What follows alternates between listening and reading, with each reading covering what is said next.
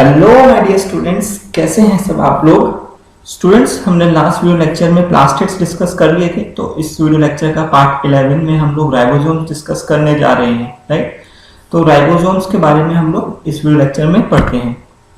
तो students, start करते हैं ये वीडियो लेक्चर। राइबोसोम्स, इनको इंजन ऑफ सेल बोलते हैं। ये हमारे सेल का इंजन है। क्यों है? क्योंकि ये हमारे सेल में प्रोटीन सिंथेसिस यही करते हैं। तो जो हमारे सेल में प्रोटीन सिंथेसिस होता है, प्रोटीन की सिंथेसिस में यही मदद करते हैं, तो इसलिए इसको हम क्या बोलते हैं? Engine of cell. राइट, तो राइबोसोम्स को सबसे पहले ऑब्जर्व पैलेट ने किया था, जॉर्ज पैलेट ने, तो इसलिए इसको पैलेट पार्टिकल्स भी बोलते हैं। ये जो राइबोसोम्स है, इसके ऊपर कोई मेम्ब्रेन नहीं होती है, तो without membrane bound cell organelle, तो इसके ऊपर कोई मेम्ब्रेन नहीं है। और जैसे कि हमने देखा था, जो प्रोकैरियोट्स होते हैं और यूकैरियोट्स होते हैं, प्रोकैरियोट्स में मेम्ब्रेन बाउंड सेल ऑर्गेनेल नहीं मिलते और यूकैरियोट्स में मेम्ब्रेन बाउंड सेल ऑर्गेनेल मिलते हैं। क्योंकि राइबोसोम्स में मेम्ब्रेन नहीं होती है, तो ये प्रोकैरियोट्स में भी मिलते हैं और यूकैरियोट्स में भी मिलते हैं। So the ribosomes does not contain any membrane. लेकिन इनके अंदर क्या होता है? इनके अंदर राइबोसोमल आरएनए होते हैं। This small RNA means ribosomal, इसका मतलब होता है राइबोसोमल आरएनए, राइबोन्यूक्लिक एसिड। तो राइबोसोम्स में क्या मिलता है हमें? राइबोसोमल आरएनए और प्रोटीन्स मिलते हैं। तो अगर कोई पूछे कि भाई राइबोसोम्स में मेम्ब्रेन होती है क्या? नहीं होती है। राइबोसोम्स में क्या होता है? राइबोसोम्स में राइबोसोमल आरएनए होते हैं और प्रोटीन्स होते हैं। तो जैसे कि हमने डिस्कस किया था, राइबोसोम्स प्रोकैरियोट्स में भी मिलते हैं और यूकैरियोट्स में भी मिलते हैं, क्योंकि राइबोसोम्स में तो कोई मेम्ब्रेन ही नहीं है। तो एक्सेप्ट मैमेलियन आरबीसी, हमारी जो मैच्योर मैमेलियन आरबीसी होती है, वहां पे ये नहीं मिलते। बाकी प्रोकैरियोट्स और यूकैरियोट्स दोनों में ही मिलते हैं। तो ये हमें आरबीसी में नहीं मिलते, बाकी हर जगह मिलते हैं। Ribosomes are the smallest cell organelle. ये स्मॉलेस्ट है, बहुत छोटे सेल ऑर्गेनेल है। अगर लार्ज सेल ऑर्गेनेल पूछे तो plastids. Also called as organelle within an organelle. हमने cell within a cell कौन था? माइटोकॉन्ड्रिया या फिर क्लोरोप्लास्टिड। लेकिन organelle within an organelle, इसको बोलते हैं हम राइबोसोम। जैसे सपोज करो माइटोकॉन्ड्रिया है, तो माइटोकॉन्ड्रिया तो एक ऑर्गेनेल है ना, उसके अंदर राइबोसोम्स मिलते हैं 70s। तो ऑर्गेनेल विद इन ऑर्गेनेल हुए नहीं हुए, तो इसलिए इनको ऑर्गेनेल विद इन ऑर्गेनेल बोला गया है। और ये प्रोटीन फैक्ट्री ऑफ सेल भी बोलते हैं, क्योंकि क्या सिंथेसिस करते हैं? प्रोटीन्स। तो ये कुछ हमने राइबोसोम्स का डिस्कस किया। आगे बढ़ते हैं। अगर हम बात करें टाइप्स ऑफ राइबोसोम्स, तो राइबोसोम्स के देखो, प्रोकैरियोट्स में भी राइबोसोम्स मिलते हैं, यूकैरियोट्स में भी राइबोसोम्स मिलते हैं। राइट, जो प्रोकैरियोट्स में राइबोसोम्स मिलते हैं वो मिलते हैं 70s, यूकैरियोट्स में जो राइबोसोम्स मिलते हैं वो मिलते हैं 80s। ठीक है। अच्छा, प्रोकैरियोट्स में जो राइबोसोम्स मिलते हैं वो हमें कहाँ मिलते हैं? साइटोप्लाज्म में। साइटोप्लाज्म में। और ये जो प्रोकैरियोट्स में राइबोसोम्स होते हैं, इसकी दो सब यूनिट होती है। एक लार्ज सब यूनिट होती है, एक कौन सी सब यूनिट होती है? लार्ज सब यूनिट, और एक होती है स्मॉल सब यूनिट। ठीक है। जो लार्ज सब यूनिट होती है वो होती है यहाँ पे 50s, और जो स्मॉल सब यूनिट होती है वो होती है 30s। ठीक है। यूकैरियोट्स में 80s मिलते हैं। इसमें भी एक लार्ज सब यूनिट है, इसमें भी एक लार्ज सब यूनिट है और एक स्मॉल सब यूनिट है। ठीक है। ये जो लार्ज सब यूनिट है ये होती है 60s, और जो स्मॉल सब यूनिट होती है वो होती है 40s। ठीक है, 40s। तो स्टूडेंट्स, यहाँ पे देखते हैं प्रोकैरियोट्स में कौन से राइबोसोम्स मिलते हैं? 70s, और यूकैरियोट्स में कौन से मिलते हैं? 80s। 70s में एक लार्ज सब यूनिट होती है, एक स्मॉल। ऐसे यूकैरियोट्स में भी लार्ज सब यूनिट होती है, एक स्मॉल। नाम हमने यहाँ पे लिख लिए लार्ज और स्मॉल के। ये जो S होता है, ये S सेडिमेंटेशन कोफिशिएंट है। It is a unit of time. 1s equals to 1 into 10⁻⁻13 seconds. Right, तो ये एक टाइम की यूनिट है, तो इसलिए इसको कभी ऐड मत करना। 50 + 30 80 होता है, लेकिन वैसे क्या है 70s, तो उसको कभी ऐड नहीं करते हैं क्योंकि टाइम की यूनिट है। तो उसको भी हम डिस्कस करते हैं आगे। तो थोड़ा यार ये यहाँ पे याद रखना कि टाइप्स ऑफ राइबोसोम दो टाइप के, प्रोकैरियोट्स में और यूकैरियोट्स में। प्रोकैरियोट्स में 70s और यूकैरियोट्स में 80s। मिलते कहाँ कहाँ पे यूकैरियोट्स में?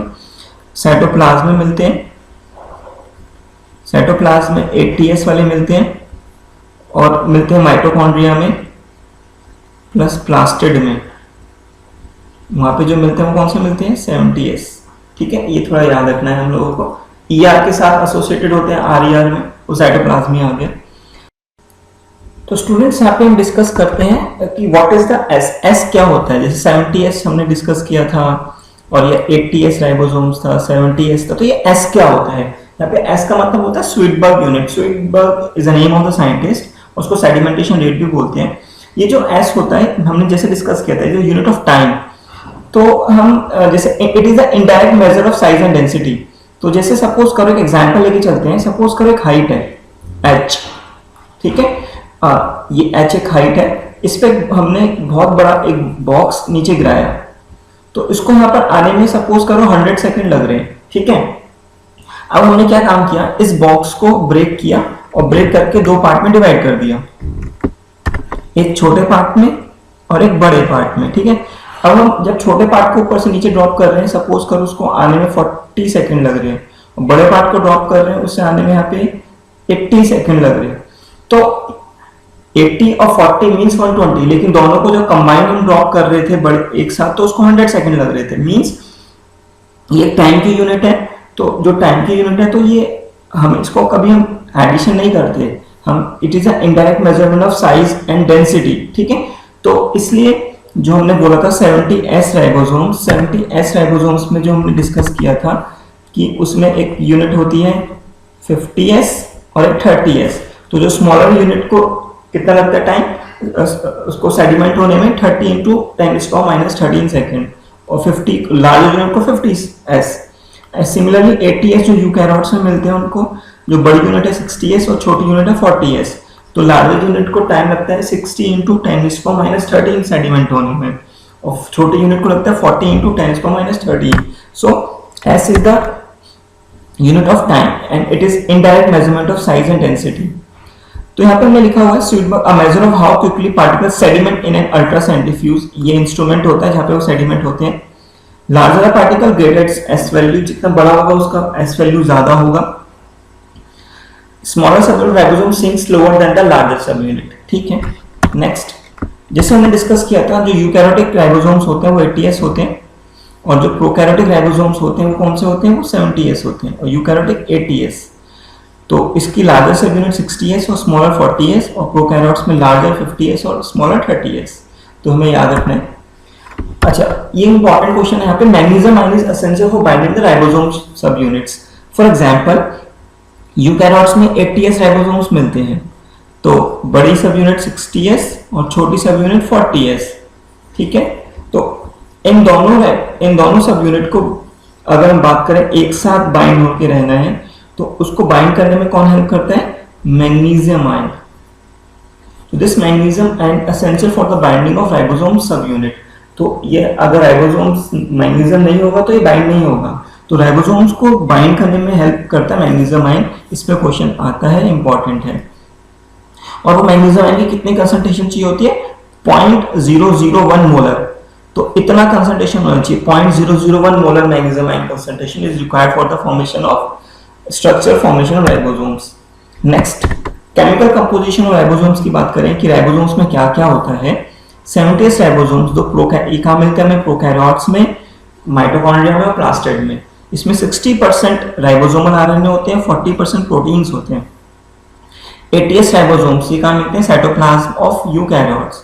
40% राइबोसोमल आरएनए, 60% प्रोटीन्स। अच्छा स्टूडेंट्स, थोड़ा डिस्कस कर लेते हैं यहाँ पर कि 70s राइबोसोम्स जो होते हैं उसमें लार्जर सब यूनिट कौन सी होती है? 50s, और स्मॉलर सब यूनिट जो होती है दैट इज 30s। तो अगर बात करें इसमें लार्जर सब यूनिट में एक आरएनए मिलता है जिसका नाम होता है 23s राइबोसोमल आरएनए। थोड़ा याद रखेंगे। 30s में एक आरएनए मिलता है जिसका नाम होता है 16s राइबोसोमल आरएनए। यहाँ पर एक और आरएनए मिलता है 50s में 5s राइबोसोमल आरएनए। यूकैरियोट्स में कौन से मिलते हैं? 80s। तो 80s में भी सब यूनिट बड़ी होगी और एक छोटी सब यूनिट होगी। बड़ी यूनिट का नाम 60S और छोटी का नाम 40S। तो यहाँ पर हमें जो एक आरएनए मिलता है ribosomal RNA 28S ribosomal RNA मिलता है। यहाँ पर हमें 5.8S राइबोसोमल आरएनए मिलता है। यहाँ पे हमें 5S राइबोसोमल आरएनए मिलता है। यहाँ पे हमें 40S में 18S राइबोसोमल आरएनए मिलता है, 18S। तो हमें यहाँ पर हमने ये डोनेट किया कि किस सब यूनिट में कौन सा राइबोसोमल आरएनए है। 23S, 5S, 30S में 16S। तो आप लोगों को थोड़ा याद रखना होगा, एक कॉमन है 5S राइबोसोमल आरएनए और 5S राइबोसोमल आरएनए, दोनों की लार्जेस्ट सब यूनिट में सेम है। तो ये हमें थोड़ा याद रखना होगा। Next, at the time of protein synthesis क्या होता है, जो 70 ribosomes become attached to mRNA. जैसे सपोज करो ये एमआरएनए, एमआरएनए का मतलब होता है मैसेंजर आरएनए, ठीक है, इसको हम डिटेल में पढ़ेंगे बायोमोलिक्यूल्स में। अब क्या होता है, इस पे सपोज करो 70 राइबोसोम्स बाइंड कर गए कई सारे, तो एक एमआरएनए राइबोसोम्स कितने 70 कई सारे, तो इस स्ट्रक्चर को हम बोलते हैं पॉलीसोम या फिर पॉलीराइबोसोम या फिर पॉलीसोम या फिर एर्गोसोम। तो eight the time of protein synthesis अगर 70 राइबोसोम्स अटैच हो जाए कई सारे एमआरएनए पे, तो उस स्ट्रक्चर को बोलते हैं पॉलीसोम। ये क्या है, हमारे 70 राइबोसोम्स। एमआरएनए कितना है, एक, लेकिन 70 राइबोसोम्स कई सारे हैं, देखो। तो इस स्ट्रक्चर को जो बनता है इसको बोलते हैं पॉलीसोम या पॉलीराइबोसोम या एर्गोसोम। तो स्टूडेंट्स यहाँ पे हमारा राइबोसोम्स टॉपिक खत्म हो गया है और हम नेक्स्ट जो भी लेक्चर में पढ़ेंगे वो पढ़ेंगे साइटोस्केलेटन। Thank you.